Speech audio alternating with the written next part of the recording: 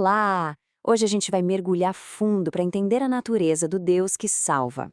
Vamos explorar três características que são assim a base de tudo: a bondade, o amor e a santidade dele. Entendendo isso, a gente começa a entender a salvação de uma forma muito mais clara. E para começar, olha só esse convite do Salmo 34. Ele não diz acredite que o Senhor é bom. Ele diz prove e veja, ou seja, não é só uma ideia abstrata, é um chamado para uma experiência real, pessoal. É o ponto de partida perfeito para a nossa conversa. Para entender a salvação, a primeira coisa que a gente precisa ter em mente é o caráter de Deus. E tudo começa com a bondade dele. É dessa bondade que nasce toda a iniciativa de resgatar a humanidade. Desde o comecinho da Bíblia, Deus já se mostra como um redentor. Pensa lá em Gênesis. Logo depois da queda, ele não vira as costas para a sua criação. Pelo contrário, ele já inicia um plano para restaurar tudo. Isso é muito forte, porque mostra que a salvação nunca foi um plano B, sabe? Faz parte de quem ele é. E aqui está um ponto crucial, talvez o mais importante de todos. A salvação não é algo que a gente conquista por esforço ou por merecimento. De jeito nenhum. Ela é um presente que vem direto da bondade e da misericórdia de Deus. A iniciativa é totalmente dele. E essa bondade toda, esse caráter salvador, a gente vê isso de forma concreta em Jesus. Ele é a prova viva, a manifestação visível de Deus. Como o próprio Jesus disse, quem o vê está vendo o Pai em ação, mostrando na prática o seu desejo de salvar. Tá, então Deus é bom. Mas como essa bondade funciona na prática? A Bíblia mostra que ela não fica só no campo das ideias. Ela se torna real, palpável, através de um ato de amor que, sinceramente, é incomparável: o sacrifício na cruz. Para a gente ter uma dimensão do tamanho desse amor, o apóstolo Paulo faz uma comparação genial. Ele fala: olha, já é raro alguém dar vida por uma pessoa boa, justa. Mas o que aconteceu na cruz está em outro patamar. Foi um sacrifício por pecadores, por quem não o merecia. E esse detalhe aqui muda tudo. O amor de Deus foi provado no nosso pior momento, não no nosso melhor. Ele não esperou a gente ficar bonzinho para agir. Foi justamente quando éramos pecadores que a maior prova de amor aconteceu. Esse ato tem um nome técnico na teologia: morte vicária. Parece complicado, mas a ideia é super simples. Significa que Jesus tomou o nosso lugar. Ele foi o nosso substituto por amor. Onde a justiça pediu uma consequência, o amor de Deus ofereceu uma solução. E claro, não estamos falando de um amor qualquer, de um sentimento que vai e vem.